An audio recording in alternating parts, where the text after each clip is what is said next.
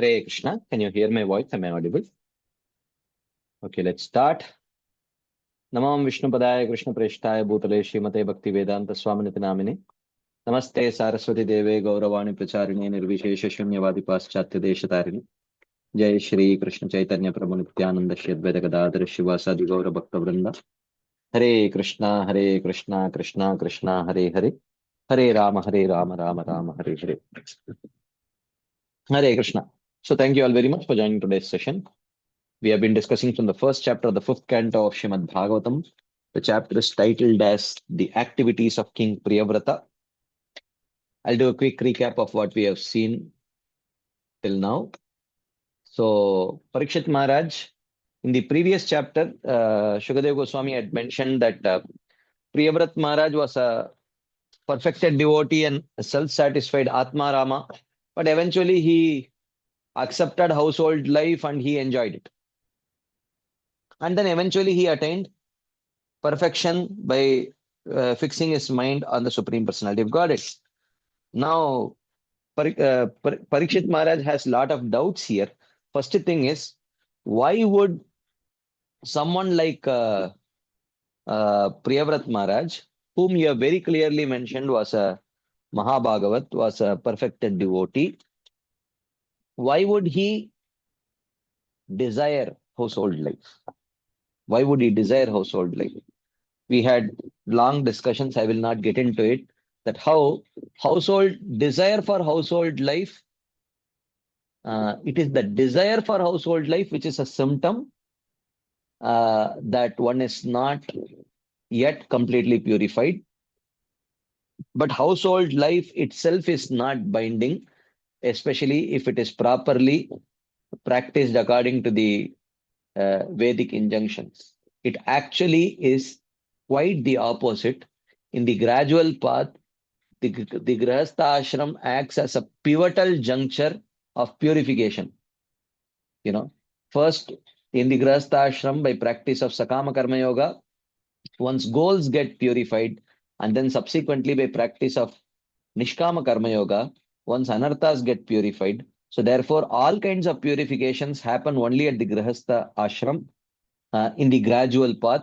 So therefore, one should not say that Grihastha Ashram is actually binding. Okay. But if a perfected devotee is hankering, aspiring for household life, that is not a very good sign. Why would he do that? This was the question. And then subsequently, Parikshit Maharaj asked that, okay, now that you have told that he was absorbed in, or he wanted the household life, he enjoyed there, how could such a person then attain perfection by fixing his mind on Krishna? How can both these things be possible? Okay. So I see some contradictions here. Can you please clarify? So this is what he asked. And in response to that, Srila Shukadev Goswami starts answering that yes, Parikshit Maharaj, whatever you say is correct. But you should understand that those whose minds are absorbed in the sweet taste of the lotus feet of the Supreme Lord, they generally do not give up the auspicious path of Krishna Katha, even though there may be some obstacle. And then in this context, we talked about two types of obstacles that may come in the life of devotees. One is due to offenses, another is due to the direct orchestration of the Supreme Lord. Due to the offenses, it can be pacified in two ways. One is by prolonged experience of difficulties due to those offenses, and then gradually it goes away, like we see the case of Dvivida. And then the second is when, due to some extraordinary mercy of Vaishnava or Krishna himself, the effect of that offense may very quickly go away. The example is Rahugana, whom we will see in this canto. But other than that, there is another reason why devotees get face obstacle, that is directly due to the Supreme Lord. Why would the Supreme Lord put a devotee in some, give some obstacles to the devotees?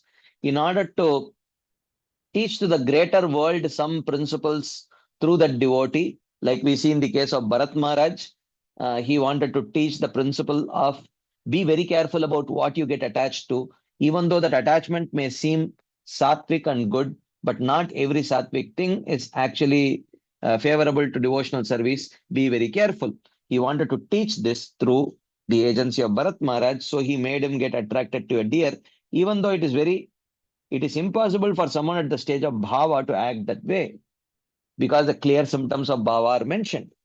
And and the second thing is sometimes when the perfected devotee has a feeble prema. Prema, prema itself is the most condensed form of love. But when we are talking about, you know, in the league of prema, okay, like for example, you may have a gully cricketer, and then you may have someone playing for the city team, for the district team, for the state team, and then for the Indian team. Okay. So the highest is if you can play for the Indian team, that is the best. Okay.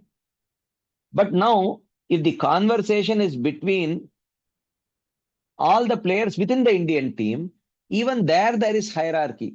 Someone like Sachin Tendulkar or someone, they are like in a different league, even within the Indian team, right? So, yes, Prema is the highest, but even within Prema, there is hierarchy. So, if the Supreme Lord sees that someone has a very feeble Prema and he has a scope of improving the intensity of that Prema, sometimes in order to increase the intensity of that Prema, also Krishna may orchestrate. That was also another reason in the case of Bharat Maharaj that he wanted to enhance his intensity of Prema. Now, in the case of Priyavrat Maharaj, we saw that mm, the main reason, but in the case of Priyavrat Maharaj, there was no offenses. So therefore, his case was a case of the Lord's orchestration. And the Lord orchestrated this to show how it is important to follow the instructions of the superiors, even though it may seem like it is not so favorable for one's devotional practice. And in this context also, we had an elaborate discussion on multiple days that yes, this is true, but uh, the in this case, the senior devotee must definitely be an exalted devotee. Otherwise, if the senior devotee is not a very exalted devotee, and if they give some instructions which may seem not so favorable for one's own practice of devotional service, then there is nothing wrong in very gracefully seeking clarification from that Vaishnava himself. And if one is not satisfied, one can seek clarification from other Vaishnavas. Okay, other senior Vaishnavas who are spiritually mature. This should be done. One should not be reckless in one's spiritual life, and this we have seen this uh, in the history of ISKCON also, where so many things were introduced by very senior leaders, and the subordinates followed recklessly. Okay, so without you are supposed to, if you have heard from Srila Prabhupada, and if Srila Prabhupada did not introduce it, then you have to at least seek clarification. Is this all right? Is this in line? Is this Siddhantically right? These things can be asked, and once you get the clarification, definitely one can follow. Hmm. So we had a discussion on this theme, and then he continues. Srila Shukadeva Goswami continues. When Priyavrat Maharaj had become fully conversant with the highest goal by serving the lotus feet of Narada, he had attained initiation by meditation on Atma. But when he was requested by Swayambhuva Manu to rule the earth, because Swayambhuva Manu found out that Priyavrat Maharaj had all the good qualifications, but Priyavrat Maharaj did not welcome this decision, even though he should not have, according to the etiquettes, he should not have refused that decision, but he refused it because he thought that it was unfavorable for him, because he thought that if he accepted the kingdom and started ruling, he may probably get attached to, he would start displaying lower qualities like lust, anger, etc. So he wanted to play it safe. So he said, no, I can't do that. And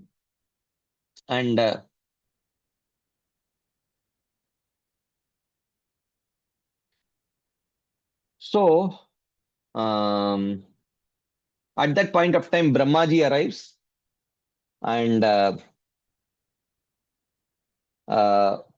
the reason why this whole situation came up is described. We discussed this before, that in the Uttanapad's line, Daksha was born to the Prachetas, and but Daksha, rather than ruling the kingdom, he was more inclined to regaining his position as the Prajapati. So he started engaging himself in um, austerities. And this austerities continued for 5.5 manvantaras. Okay. So therefore, and because in the lineage of Uttanapad, all the previous kings had already taken up to Vanaprastha, there is no question of uh, there is no question of uh, calling them back.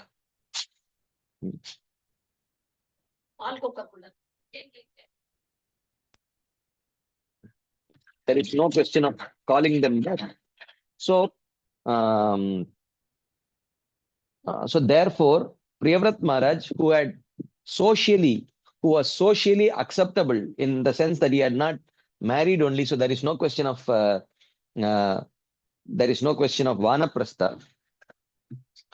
So therefore, in his case, it was not a problem. Uh, Technically, he was still a brahmachari. He had not accepted grahastha. So a brahmachari is eligible to get married. Okay. And if you get married, then you can rule the kingdom. There is no problem with that. So it was for this. So uh, he was in a socially favorable position also. And also he was very, very highly qualified, uh, because this was not an ordinary qualification. He was not just going to be a provincial ruler. He was going to be the emperor of the whole Bhumandala.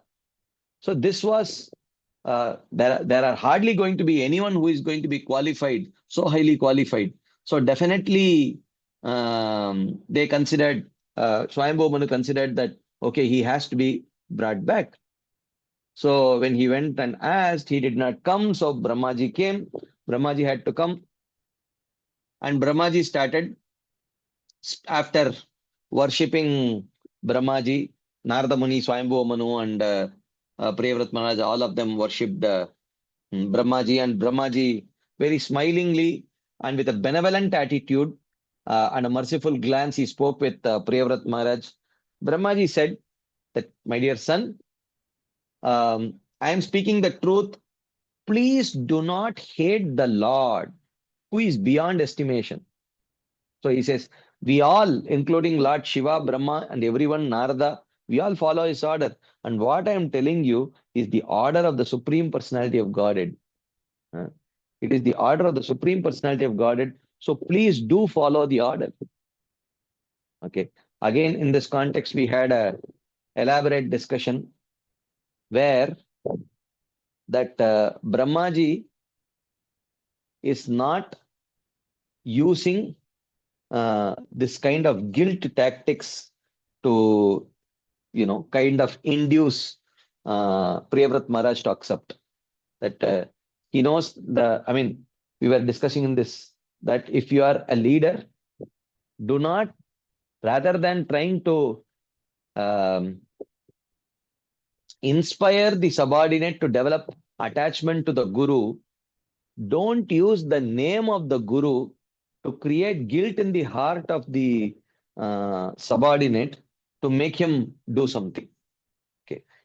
So this should not be done, and Brahmaji is certainly not doing it. Okay. So Brahmaji is telling that this is the order of the Supreme Lord, because uh, he has earned that trust. He has definitely earned that trust. Uh, Otherwise, you should not be.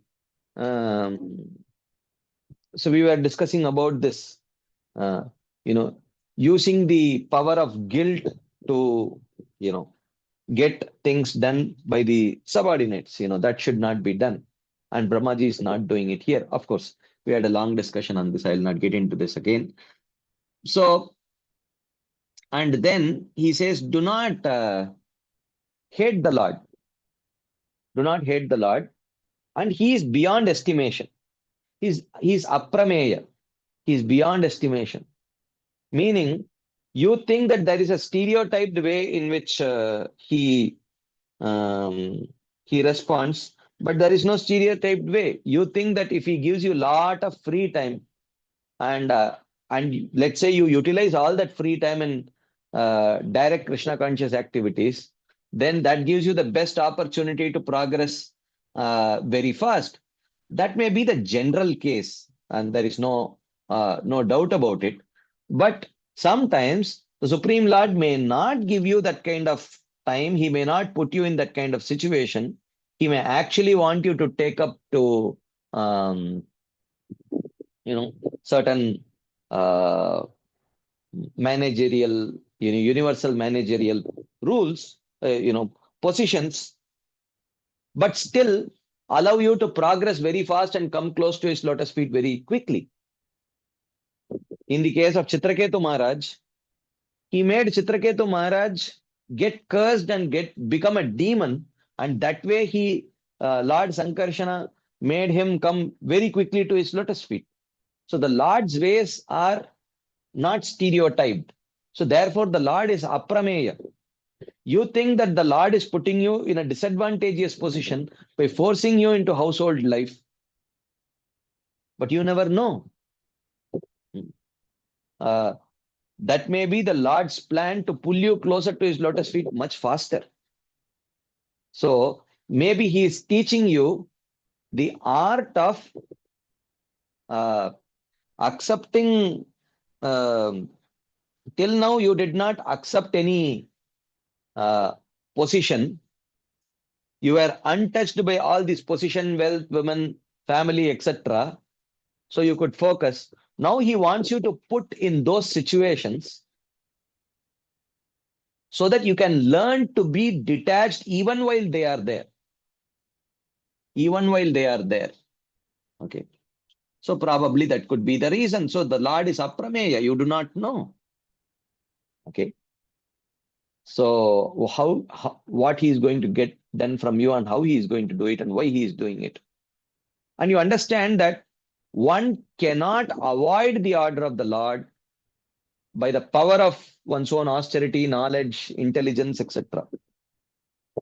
So here he is trying to convey that, my dear Priyavrat Maharaj, ultimately, don't become over dependent on your own practices. Ultimately, it is mercy. Okay. Two fingers too short. Two fingers too short. Ultimately, it is mercy. You have to get the mercy of the Lord. And mercy of the Lord is attained by following his orders. So that way, don't become too dependent on your own practice of sadhana. Okay, that is what he is communicating here. So then Brahmaji continues, all jivas always attain bodies as directed by the Lord to perform actions for repeated birth and death, and for lamentation, illusion, fear, happiness, and distress. Everything happens according to the um, uh, according to his rules, according to his orders anyway. So you also please follow. And all of us must obey the orders of the Lord, by whose words we are bound tightly to actions and designations. Now, actually, yesterday we got this discussion also. Priyavrat Maharaj is a Mahabhagavat devotee. Okay. All that it needs to be done for him is to tell that, oh, this is the desire of the Lord. If you convince him that this is the desire of the Lord, he will anyways do. Why Brahmaji has to convince Priyavrat Maharaj about the importance of following the orders of the Supreme Lord? Isn't he a Mahabhagavat Vaishnava? Why should a Mahabhagavat Vaishnava be convinced about the importance of following the orders of the Lord? Uh, all that needs to be done here is you just have to show them how this is the desire of the Lord. That is sufficient. When they understand that it is the desire of the Lord, as Mahabhagavat Vaishnavas, won't they naturally be um, eager to follow that order? So here, why should Brahma be speaking so many words, trying to convince Priyavrat Maharaj about the importance of following the Lord's order, especially when Shukadeva Goswami has very clearly mentioned that Parikshit Maharaj, that Priyavrat Maharaj is a Mahabhagavat Vaishnava. The, the reason is that the same reason, like we saw yesterday, that Arjuna asked questions which were completely not befitting his stature as a perfected devotee. How will I enjoy? With whom will I enjoy? Okay. What is the use of this kingdom if I don't have my family members to enjoy with? Okay. Like that, all those things he was speaking, while he should have told, oh Arjuna, oh Krishna, you want me to fight? I will fight. That's it. That should have been Arjuna. But Arjuna is making all those arguments, and Parikshit Maharaj is unable to tolerate his hunger. When the same Parikshit Maharaj is sitting and hearing Bhagavatam for 7 days and 7 nights without any hunger or thirst, how is it that the same Parikshit Maharaj could not tolerate little bit of hunger and thirst to the extent that he went to garland a meditating sage with a dead snake? How is it possible? Okay. We understand that everything is orchestrated by Yogamaya when it comes to perfected devotees. Yogamaya sometimes makes them act exactly like people under Mahamaya for particular purposes. So we saw this in the case of Parikshit Maharaj garlanding Shamik Rishi. We saw this in the case of Arjuna asking such questions which were not befitting his stature, so that Bhagavad Gita could come out. Parikshit Maharaj, in case of Parikshit Maharaj, so that Bhagavatam could come out. You see, in the case of Dhruva Maharaj, recklessly fighting against the Yakshas, and he had to be instructed by Swayambhuva Manu again. Okay. For particular Loka Sangraha purposes. So in the case of Priyavrat Maharaj also, so the purpose is to show to the people of this world about the importance of following the Lord's order. So Krishna, in most cases, when he has to teach people about practicing even something as mundane as Karma Yoga, he wants to use his perfected devotees. Because those perfected devotees, understanding the mood of the Lord, will perfectly enact even Karma Yoga in the way the Lord wants people to follow. So therefore, he uses the Pandavas, personalities like Pandavas, even to teach Karma Yoga, while common sense would say, if they are devotees, why not use them to teach this whole world how to be a good devotee? Yes, that is true. But even to teach Karma Yoga, the Lord wants to use his perfected devotees, because Snigdeshu Pandushu Jagat Pranatimscha Vishnoho. Bhaktim Karoti Nrupatis Charanaravinde. Snigdeshu Pandushu, Srila Prabhupada writes, because the Pandavas were most malleable. The devotees are most malleable to the desire of the Supreme Lord. So therefore, even to teach Karma Yoga, even to teach Jnana Yoga, even to teach Ashtanga Yoga, he wants to use his own devotees. But that does not mean that is what they want to do. Like that. Then he continues, oh Priyavrat, accepting with faith whatever the master gives us, like blind men led by a man with sight, we must accept the happiness and distress given by the Lord, since it arises from our own actions in the gunas. Now, these things are not needed for Priyavrat Maharaj, but still, you know, Snigdeshu Pandashu Jagat Pranatim Vishnu, malleable. Is malleable. They don't care about what people will think about me. Okay. You know, he made Lord Shiva run after the Mohini Murti form right in front of all his other followers. Lord Shiva was happy. He was not thinking, what will my followers think about me? That is why Krishna uses such devotees to enact, even to teach people even some very basic things. So he's telling, accepting with faith whatever the master gives. So you should understand, if you are a blind man and you are being led by a man with vision, if you have faith that he is your well-wisher, then you should just follow. We are blind. Krishna is he has all the vision. And if you trust that Krishna is benevolent, then accept whatever he puts you in. He gives the example of um, mm, when a master, okay, sorry, not this. Will the blind man scold the man with vision, who, while leading him on the path, takes him on the path full of burning sun, instead of on the shady path, because he sees thorns on the shady path? So the blind man may think that, Arey, why is he taking me in this hot path? My feet is burning. Now you will say, if my feet is burning, then the man with the vision, his feet must also be burning. So if he is taking me through this path, there must be some reason. Maybe there are some thorns and pebbles on that shady path, like that. So the man with sight is the well-wisher of the blind man. The person with faith will praise the Lord. And then someone may say, well, this applies to action of an ignorant person, not a jnani who is above the knots of karma. So this verse says, even for jnanis, as long as the prarabdha karmas remain, even the liberated person maintains his body obtained by karma and enjoys without false identity. Of course, we saw that this applies only to the jnanis, yogis, etc. This does not apply to devotees.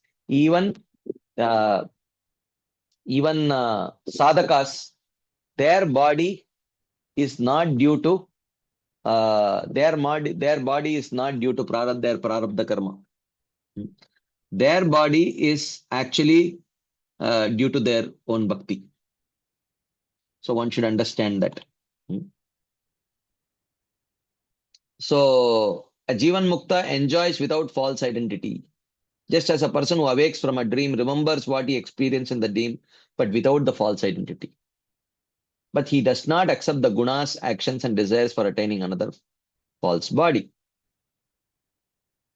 Okay, so this is where we ended our discussion yesterday. So today we will continue.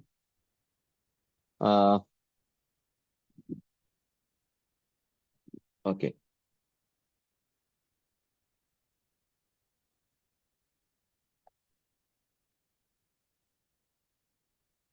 Okay. Bhayam pramattasya vaneshvapi syad yatasya aste saha shat sapatnah jitendriyasyaatmarater budasya grihashrama kim nu karotyavadyam pramattasya bhayam syad vaneshu api. The attached person must have fear of samsara even in the forest. This is a very valid point, he says. He says, pramattasya vaneshu api bhayam syad.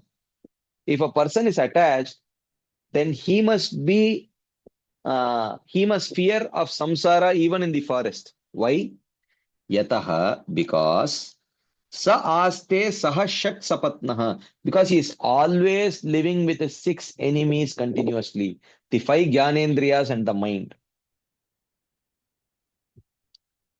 So now we know why he is communicating what he is communicating. He says, "Oh Priyavrat Maharaj, if you are attached, even if you are in the forest, you have to fear because your six enemies are with you. Kim nu karotyavadyam. And what kind of danger is there? Grihashramaha, for the householder, Budasya, who sees no difference between the forest and the house. Jitendriyasya Atmaratehe, who has controlled his senses and he is an Atmarama. What is the fear? Very valid point. Okay. So if you are an attached person, even if you are in the forest, then you must fear. Okay, because your six senses are there with you. But if you are a householder who is uh, who sees no difference between house and the forest and who has controlled your senses, and if you are an Atmarama, then what danger is there? There is no danger. So if you are convinced that you are an Atmarama, then you don't have to worry about uh, you don't have to worry about entering into household life. That will not affect you. True Atma, for true Atma Ramas, it does not really matter. So, yastu atmaratireva syad atmatriptascha manava atmanyeva isantushtas tasya karyam na vidyate. For such an atmarati, there is no prescribed duty. Uh, and Krishna says, even if you think you are an Atma Rama, if you are convinced that you are completely self-satisfied, still to set the right example for others, you can still follow, because for such an Atma Rama, engaging in the activities of karma will not bind, because even in engaging in those activities, one will be completely detached. Okay.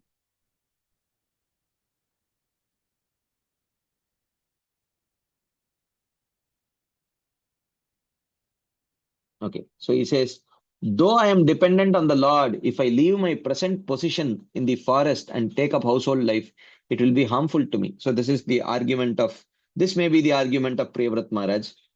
Yes, I am dependent on the Lord, but if I leave my present position in the forest and take up to household life, it will be harmful to me. Okay. So this verse replies to that worry. Bhayam means samsara. The six enemies are the six senses who are enemies. For one who has intelligence, who sees there is no difference between the house and the forest, for one who is an Atma Rama, for one who has controlled his senses, what faults such as attachments are there?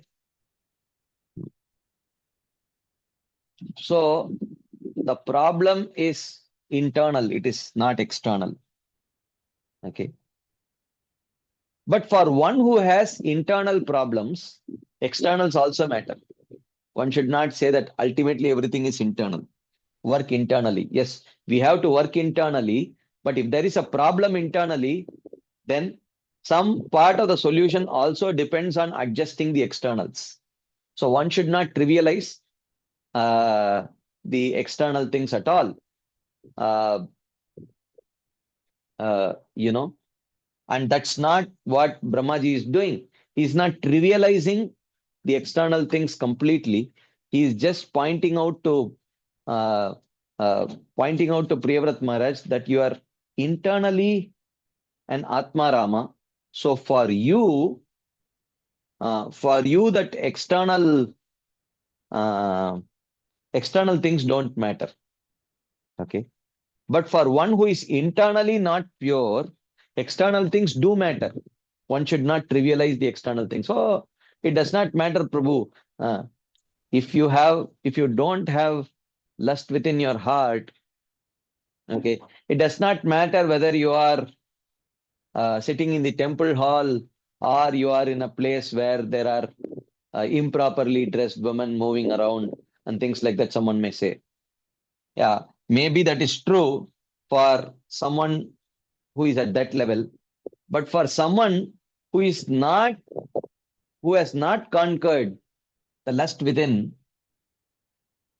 The externals do matter very much. Okay. The externals do matter very much.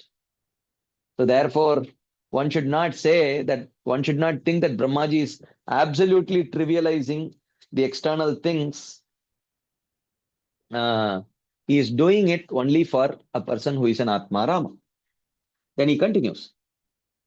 Yashat sapatnan vijigishamano griheshu nirbhishyayate tapurvam atyeti durga shrita urjitarin kshineshu kamam vichared vipaschit. So then he says, Yaha vipaschit, he who, that knowledgeable person, Shat sapatnan vijigishamanaha, who desires to conquer the six senses. Purvam griheshu nirvishya, he first enters the household life, yateta, and then he attempts to control them. Durga Shrita, having taken shelter of the fort. Atyetu urjita areen, and he conquers the six enemies, strong enemies. Vichared kamam, and then he can move about as he desires. Kshineshu, with weakened senses. This is exactly the point which we were discussing the other day. Okay. Household life is not the cause of attachment. Household life is not the cause of attachment, but rather household life is the cause of detachment. When properly um, when properly executed according to the Vedic rules. But attachment to household life is a sign of lack of complete purification. That is the point. So here very clearly Brahmaji is indicating that intelligent person is he who, if he has a desire to conquer the senses, he will first enter the household life and attempt to control them by taking shelter of the fort of Grihastha life. Okay.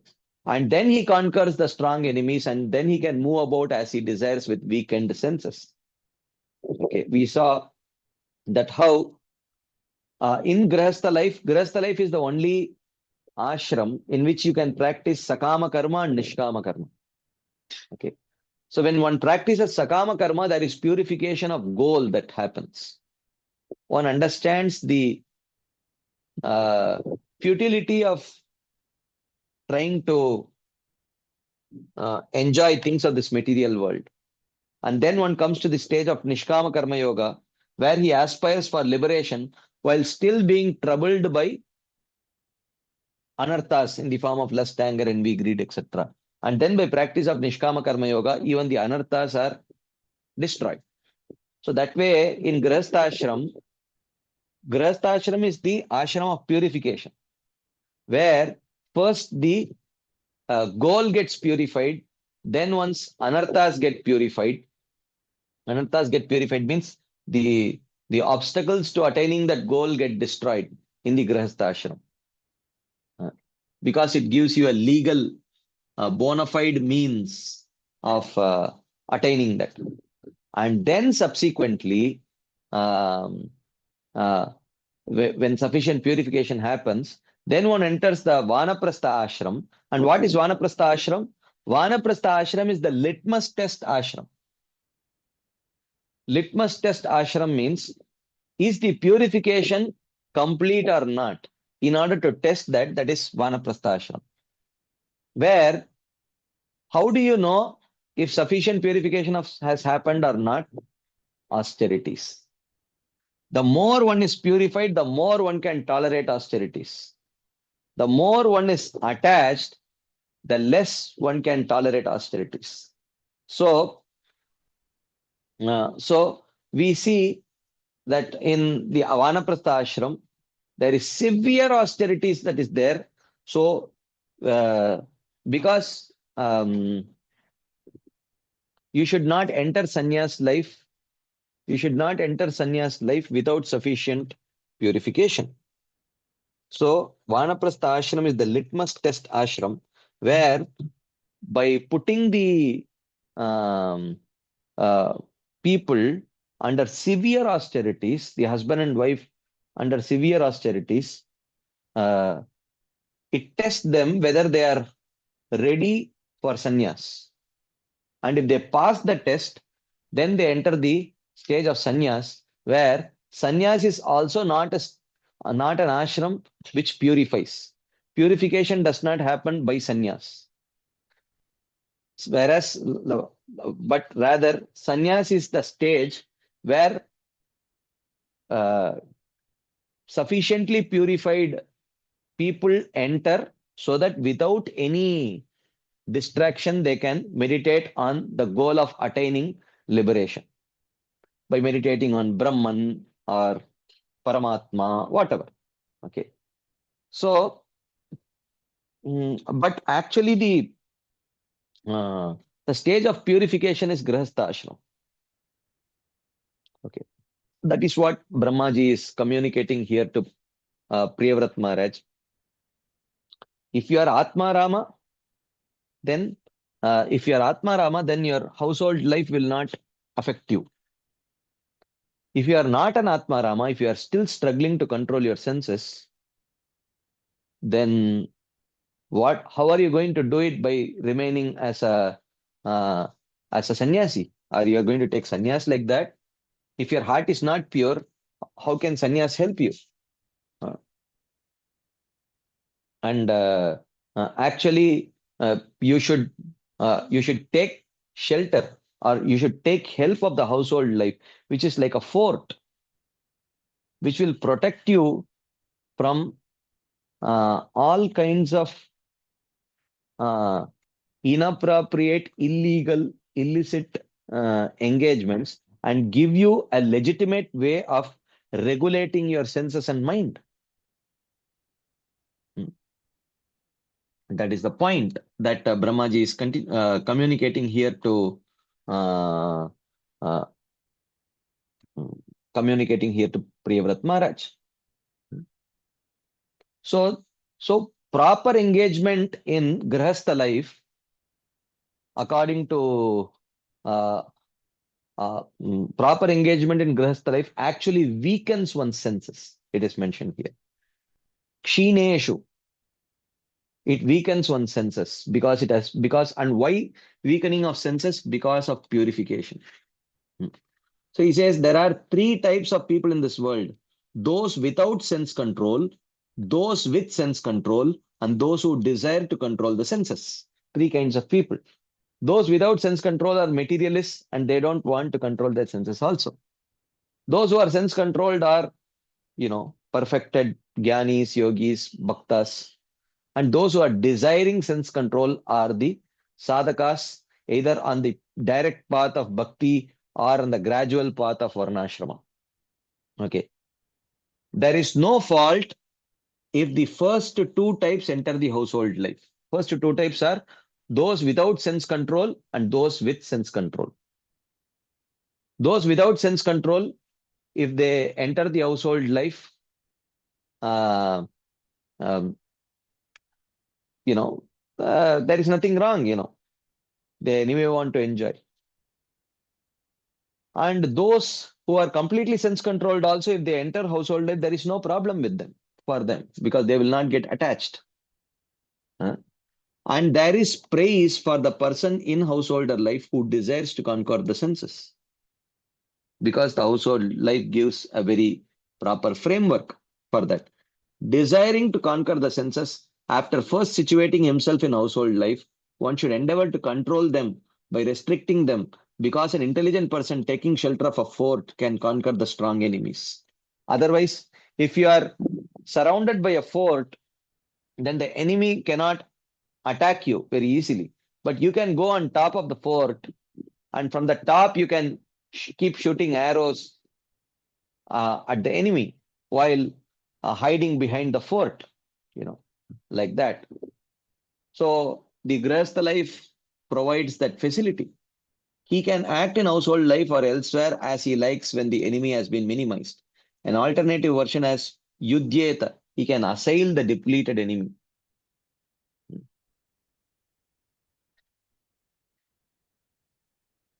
Okay. Then he continues. Tvam tvabjanabangri saroja kosha durga shrito nirjita shat sapatnaha bhungshveha bhogan purushati dishtan vimukta sangha prakritim bhajasva. So he says, Tvam tu, but you, Angri Saroja Kosha Durga Shritaha. So Brahmaji is clarifying. You don't need the Durga. You don't need the fort of Grihastha life. You have a different fort, which is much more powerful. Tvam tu Abjanaba Angri Saroja Kosha Durga Ashritaha. But you have taken shelter of the fort of the lotus feet of the lotus feet of the Lord with the lotus feet. Okay. Lotus feet of the Lord, you have taken shelter. Nirjita Shat Sapatnaha. And you don't have senses who are your enemies. You have befriended your senses. You don't need a fort because there is no enemy standing out. You don't need a fort. Therefore, because you don't have any enemies standing out in the form of the six senses, and you have befriended the senses, but you still have a fort. And that fort is not Grihastha life. That fort is the shelter of the lotus feet of the Supreme Personality of Godhead. Therefore, Bhungshva iha bhogan. Therefore, you should enjoy the objects Purusha Atidishtan given by the Lord. So now the Lord is giving you the kingdom and the pleasures that comes out of the kingdom. You don't have to feel threatened. You don't have to feel threatened. Sorry, Abjanaba. It is lotus navel. Sorry, not lotus feet. Yeah, Abjanaba. Abjanaba Angri Saroja Kosha Durga Shritaha. It is that you don't have to necessarily um, worry about the pleasures. The pleasure that you will get is the pleasure given by the Supreme Lord. You don't have to worry. Okay. Vimukta Sangaha. But you don't have to worry about being bound up. But at the same time, the Lord wants to accomplish some of his work through you. And you will get the opportunity to assist the Supreme Lord by, you'll be able to assist the Supreme Lord by engaging in this service.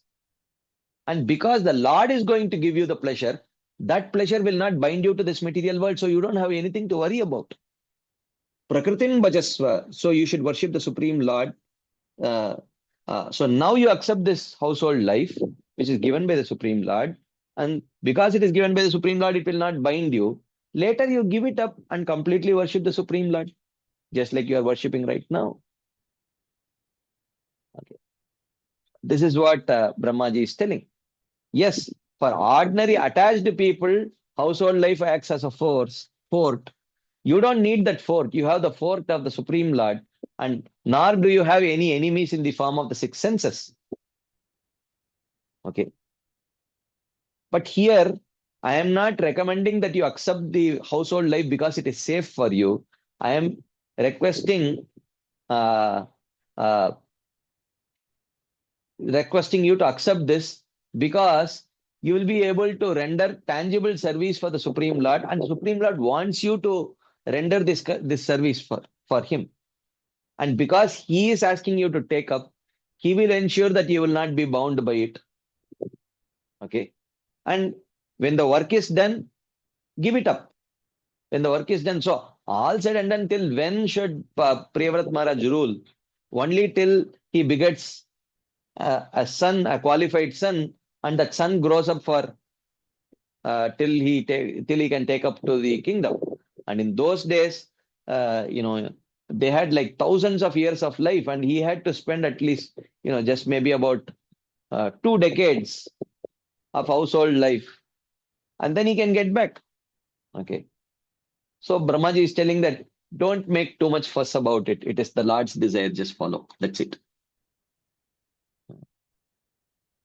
So, uh, but Brahmaji says, but you are not amongst these three types of persons. Two indicates difference. You are not a person who is materialistic, who wants to enjoy the senses. You are not a person who is just detached from sense enjoyment, and you are not a person uh,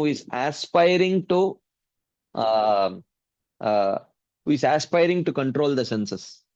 You are a person who you are not focusing on controlling the senses. You are focusing on uh, pleasing the Supreme Personality of God. You have taken shelter of the Durga Shrayo, Abjanaba Angri Saroja Durga Shrayo.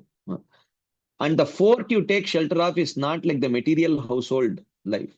Your shelter is the lotus feet of the Lord. You are not, you are not like others who have controlled the senses because you have given up the enmity with the senses which you have conquered. Okay. Your senses are not your enemies. You have befriended them. You have befriended them. And only devotees can befriend the senses. Why? Because the senses need engagement.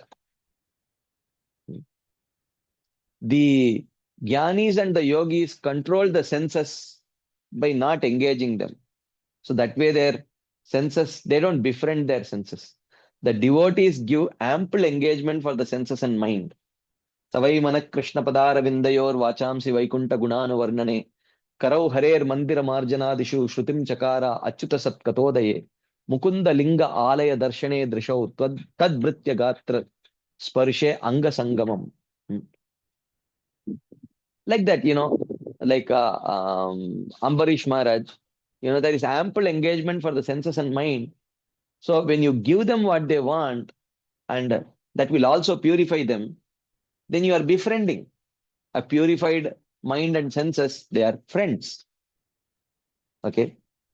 So, like that. So you have not conquered the senses. You have actually befriended the senses. Your six senses are the best of friends since they are attached to the beauty of the Lord. Enjoy the objects, especially given by your master. Enjoyment arising from karma is the cause of bondage, but not enjoyment given by the Lord. Then later hand over the kingdom to your son. Go to the forest and remain there worshipping the Lord. So you don't lose anything like that. So like that, in this way, Brahmaji instructs Priyavrat Maharaj. So I think we will pause here to see if there are any quick discussion points, comments, or questions. And then if we still have some extra time, then we will cover one or two more verses because we should have some time for discussion. So there are some questions in the chat box, and then there are as of now 2 hands up. So we'll take them first.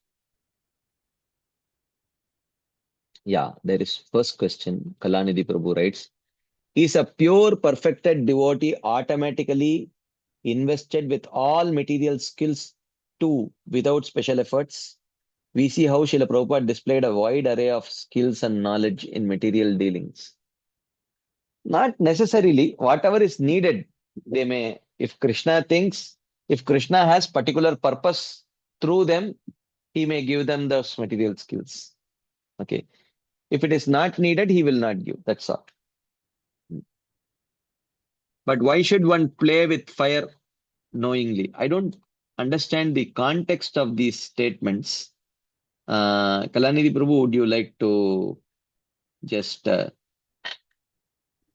Hare Krishna Prabhuji, Dandato. This comment I made, of course, I think it has been answered. Then Brahmaji said, you should enter householder life because you have already controlled your senses and they won't trouble you anymore.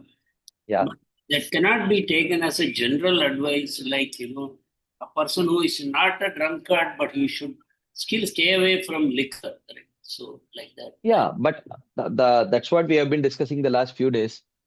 If the household life does not bind one, uh, household life does not bind. If properly followed, it actually liberates. It purifies and it liberates. But attachment to household life is a symptom that the purification is not complete. So if someone has lot of material desires, uh, uh, but if he does not have uh, a proper way of fulfilling those material desires in a dharmic way, then he's stuck up, you know. So, so in that sense, it's not that entering household life in itself um, is doomsday. Uh, No, that's Prabhuji, the point. but like a common sense approach would be to stay away from temptations rather than go towards them. So when you Yeah, know the problem is the character the of binding you, getting you attached, then why go towards that one? Just stay away. yeah, the problem is if you already have temptations, Hmm. then the householder life gives you a proper way of see, now we are talking about two parallel paths. One is uh, the gradual path, and the other is the direct path of bhakti. So we will talk for both the paths. For the gradual path, if someone's heart is not purified, then the only way through which that can be purified is through grihastha ashram only.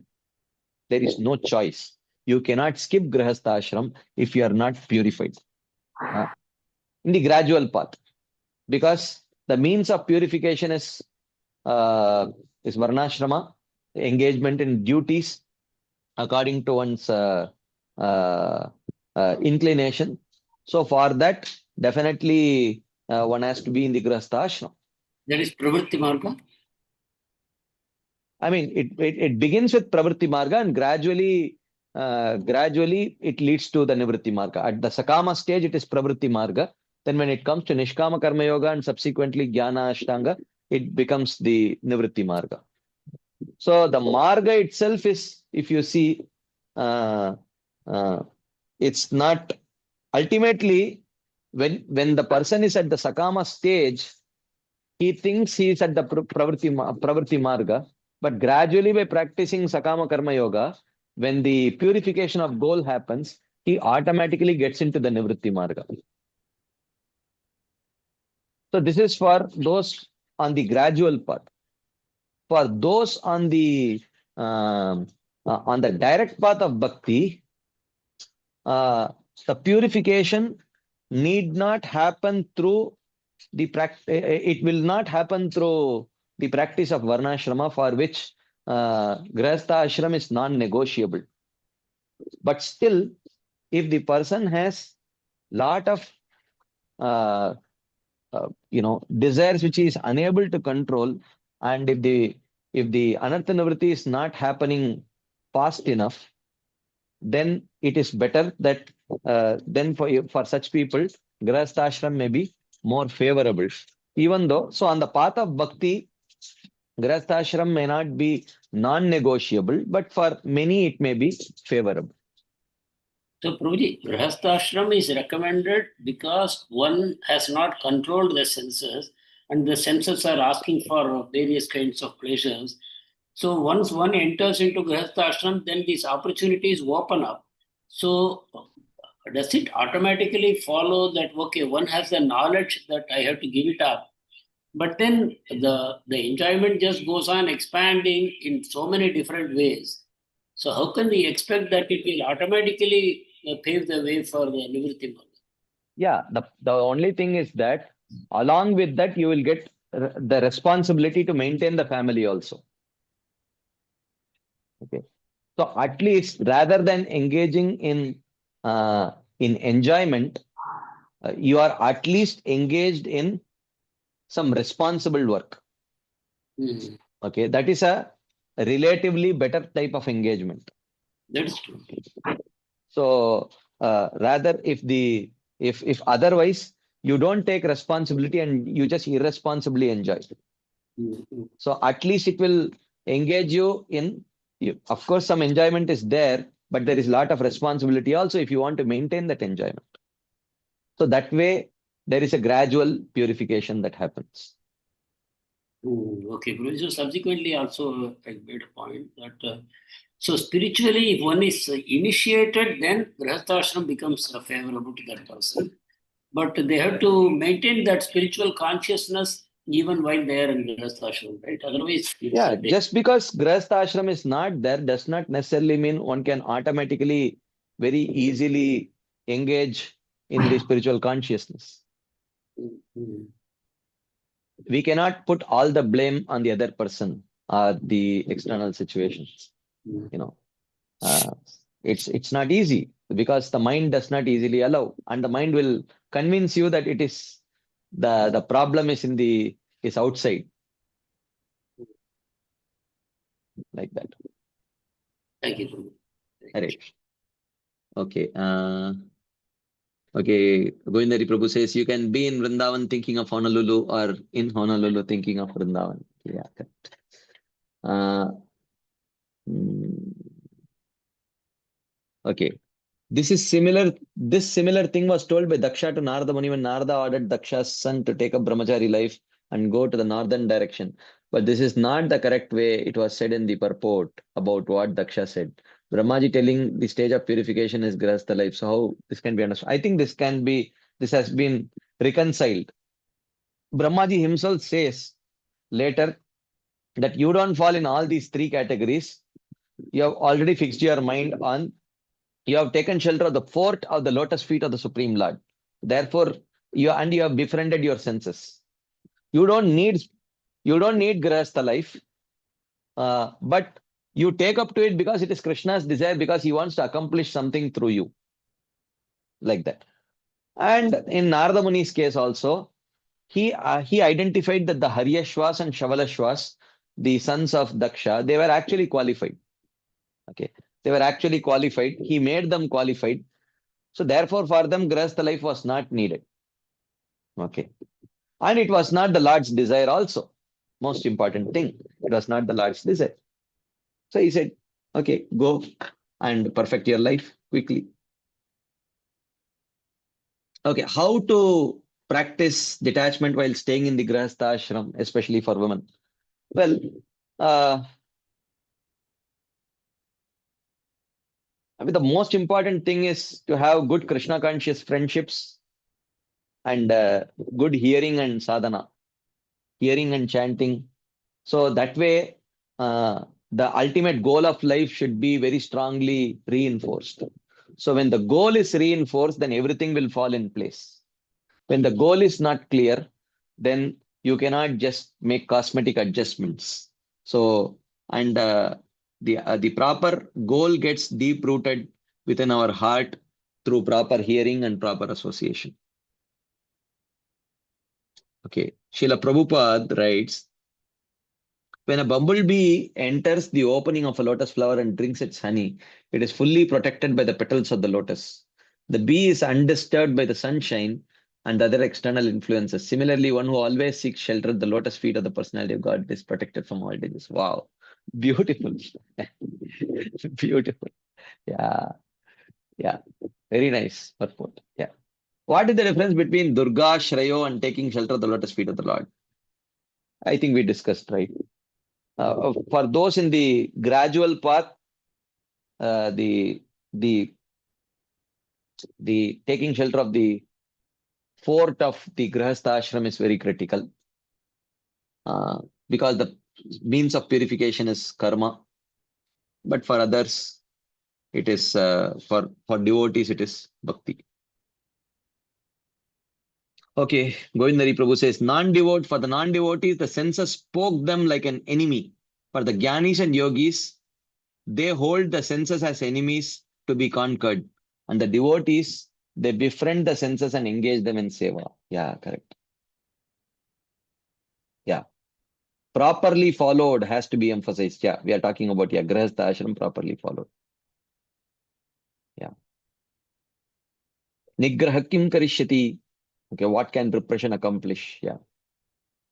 I sometimes feel that in the household life there is so much frustration that one sometimes automatically becomes detached. I mean, that's my feeling. Maybe I'm wrong.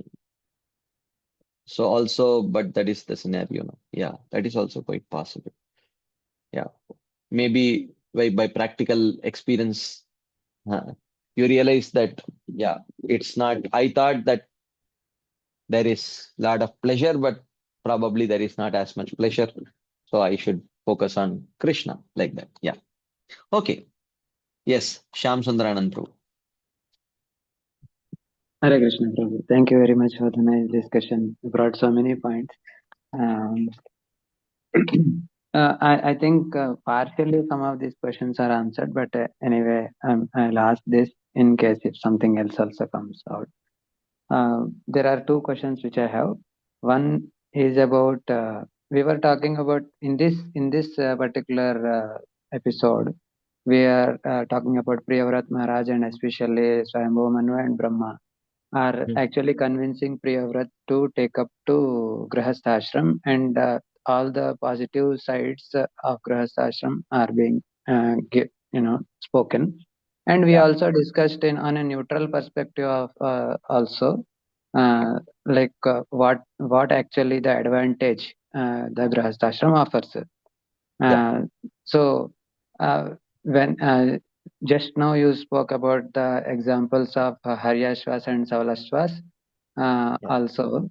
yeah, And then we have the examples of Kumaras also, who are yeah, Naishtika Brahmacharis. yeah. So, but from this episode, from all the hearing so far, and also like on our previous discussions also, Mhm. it appears that the safest and the default way for everyone is the grahasthashram only, and the Naishtika Brahmachari ashram is something it appears to be like a very very rare kind of thing, and not many people will opt for that, and I get it out of here. Like, is it really encourageable? Is it really worth encouraging? Uh, if, in the olden times also, and all the more now with all the available distractions and the after effects in this context, in the present context, then why would actually Prabhupada do this of making brahmacharis uh, uh, and sannyasis in the modern context? If even the Shastra says that the sannyasi is not advisable, in fact, in Kali Yuga it is forbidden. Yeah. Yeah, how do we understand? And now also, even now, we all our temples also preach about brahmacharya ashram. I am not talking about those people who are vehemently campaigning about brahmacharya ashram. I am talking about a reasonable way of brahmacharis, whether this ashram is even necessary at this stage. I get this question. Okay. Very valid point. First thing, I will answer your second question first Yes. about especially why did Prabhupada give sannyas when kalau pancha vivarjayet? Yes. Ashwamedam gavalambam sannyasam palapaitrakam. Devarena sutotpatti kalau pancha vivarjayet. These five things are to be avoided in Kali. One of them is sannyas. So that sannyas is karma sannyas.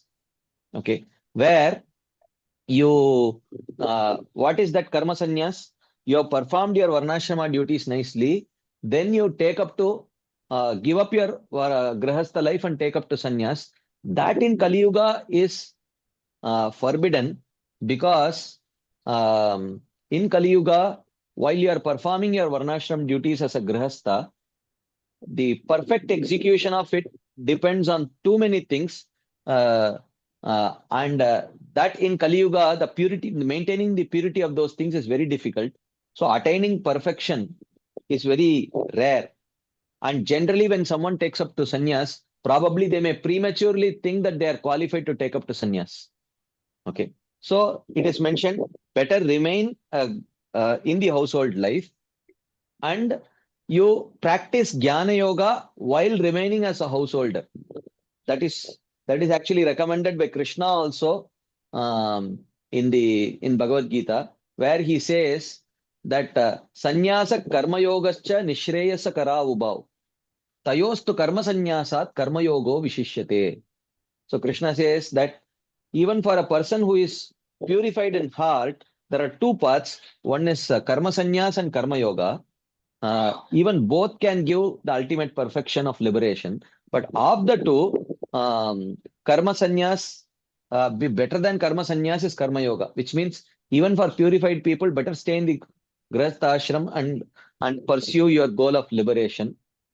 Because what if you prematurely take sannyas, but you later realize that your heart is not purified?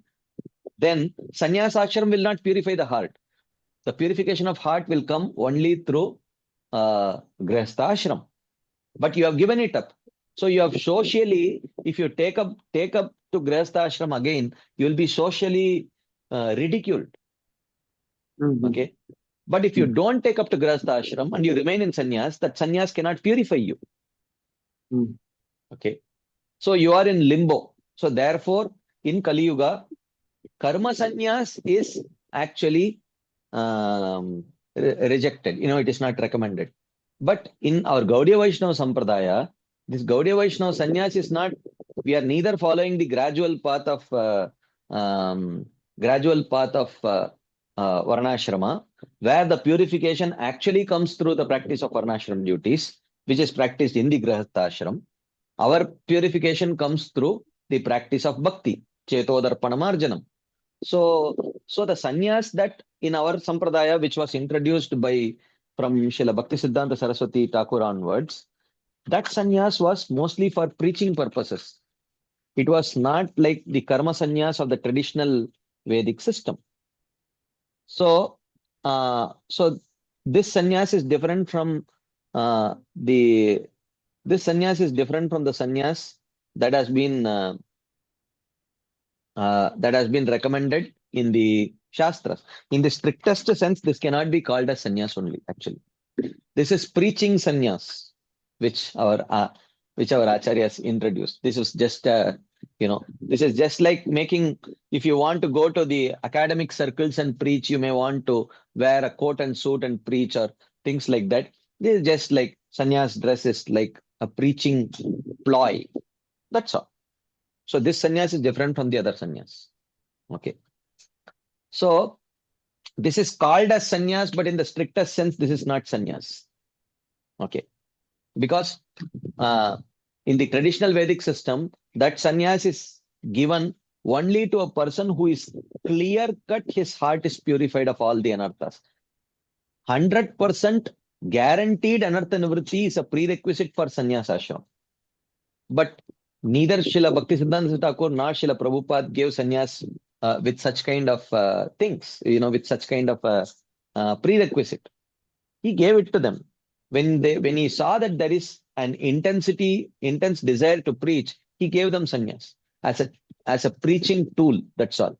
It was not the traditional Vedic sannyas. And this kind of sannyas is called as sannyas, but it is not sannyas actually. Okay. So now the second point about brahmachari ashram, is it really needed? So now I would say my understanding of brahmachari ashram is like this. Give them the ISKCON brahmachari ashram, as what I see, is an opportunity for like-minded individuals who are interested in engaging in Krishna consciousness together to come and intensely practice bhakti. It is a facility that is given. I don't see it as something for lifelong celibacy. But if taking opportunity of that facility if someone becomes very nicely attached to serving the deities, serving the holy name, and he's very happy in the association of devotees, they can continue to stay in the association. But for others who may think that, oh, actually, this is good, I have learned a lot, but you know what? Actually, I do have other needs that need to be fulfilled. So, so I wish to move ahead. Perfect. So I see ISKCON Brahmacharya ashrams as this kind of a facility where you come, test whether you are happy here, we are happy to this thing. Otherwise, also you get a good association of like-minded individuals who are interested in serving the Lord. After some time, if you think that you are not, uh, uh, you have learned a lot, but you would be better moving ahead. Perfect. At least whatever you have learned is something that you can carry over and you utilize it in the Grahastha ashram. That is the way I see it. Okay. Yeah, I mean, there could be many questions on this. Anyway, Huh? there could be other discussion points on this. But so far so satisfactory. The second question which I want to ask is when we give, I mean, I think it could be partially already answered or fully. We give examples of Narada Muni, we give examples of um, Kumaras or Haryashvas, Savalasvas as Brahmachari examples. Yeah. And we give examples of Priyavrat Maharaj, Dhruva Maharaj, and Prahlad Maharaj as examples of Grahasthas. Yeah. Right? These Yeah. are all exalted people, like Yeah. very, very exalted people. Hmm. Now, when we have to take example, we definitely have to take, the examples of those who are out of the box people, Hmm. right? But I am telling for myself and maybe someone who falls under the other in this category, we Hmm. are all not so exalted like them. Okay. Neither we are like proper brahmachari material, neither we are like proper grahastha, fully qualified grahastha material. I Hmm. am somewhere in between. Okay. So for them, like when we are discussing about Priyavrat Maharaj is a Atma Rama, and Yeah. he is already Atma Rama, and Yeah. Brahmaji is telling him, you just execute like Arjuna did, like, Hmm. and uh, but there, but the normal people do have desires. Yeah. So for them, how these examples are relevant for them? Why? Actually, Brahmaji only in the last verse spoke about the real position of Priyavrat Maharaj. Till Okay. then, the 10 Mhm. verses that he spoke, 10, 12 verses, spoke by considering whether it was meant for Priyavrat Maharaj or whomever. It was definitely all those instructions are for sadhakas. They are not meant for an Atma Rama. Yes, Priyavrat Maharaj was an Atma Rama, but we have to understand here Priyavrat Maharaj is being utilized to teach lessons for the sadhakas. And if you see the instructions of Brahmaji, except for this 19th verse, where he says, you, Priyavrat Maharaj, you have taken shelter of the lotus feet of the Supreme Lord. So this does not apply to you. But till then, the last 10, 11 verses that Brahmaji spoke was was instructions for sadhakas only. So yes, Parikshit, Priyavrat Maharaj's life as an Atma Rama may not be perfectly suited for us, but definitely the instructions of Brahmaji are for sadhakas, and the explanations given by the acharyas and the purports given by Srila Prabhupada, they Mm. are filled with instructions for the sadhakas. So why is it that we can't learn? And we also saw that these great personalities, even though they are perfected devotees, sometimes Yogamaya puts them in particular situation or in a particular state where they exactly mimic the activities of those under Mahamaya. Mm. So, uh, so therefore, when they act like that, uh, there are many things that we can learn, like from Arjuna. I mean, which question which Arjuna asked in Bhagavad Gita was his own question. If if Yogamaya would not have put him in such a situation, would Arjuna have had any of these questions? Hmm. Or was any of the answer given by Krishna to Arjuna, was any of the answer relevant for Arjuna? Hmm. Like for example, in terms of instructions, okay? Correct. No, nothing actually. He Hmm. says he gave instructions on Sakama Karma, not relevant for Hatova Prapsasi Surgam Jitvava Bokshase Mahim. Hmm. Not relevant for Arjuna because he does not have material desires. He's a perfected devotee. He says, Karmanyevadikaraste ma phaleshu kadachana. Instructions on Nishkama Karma Yoga. Not relevant for Arjuna because he's a pure devotee. Okay. He gave instruction on Karma Mishra Bhakti. Yat karoshi, yat ashnasi, yat juhosi, dadasi, yat. Not relevant for Arjuna because he is a perfected devotee. He said, Manmana bhava madbhakto madhyaji mam namaskuru. Not relevant for Krishna, not relevant for Arjuna. Even though it is an instruction on pure devotional service, instructions are needed for sadhakas. Instructions are not needed for siddhas. So those instructions on perfected on devotional service also is not relevant for Arjuna because he's already practicing it in the most perfect sense. So, therefore, but still, Arjuna asked all these questions. At the end of it, he did say, "Oh Krishna, nashto moha smritir labda tvat prasadat mayachyuta chitosmi gata sandeha karishye vachanam tava." I mean, he said that after hearing Bhagavad Gita, all his doubts were cleared. Did he even have these doubts in the first case? No. Yogamaya put him so that other people could get benefited. Okay. Partho vatsaha sudhir bhokta dugdam gitamritam mahat. Okay. So, sarvopanishado gavo dogda gopalanandana. Partho vatsaha sudhir bhokta dugdam gitamritam mahat. So, in that Gita Mahatmya, Arjuna is compared to a calf and Krishna to the cowherd boy. So, the cowherd boy takes the calf in order to induce the vatsalya in the cow, but then he takes the milk. And who is the bhokta? He does not say Arjuna is the bhokta, the Sudhir bhokta. Sudhir bhokta means those intelligent people who accept the teachings of Bhagavad Gita. They are the bhokta, they are the enjoyers of Bhagavad Gita, not Arjuna. So therefore, therefore we should not, if we see all these people as only Atma Rama perfected devotees, then there is nothing that we can learn from them.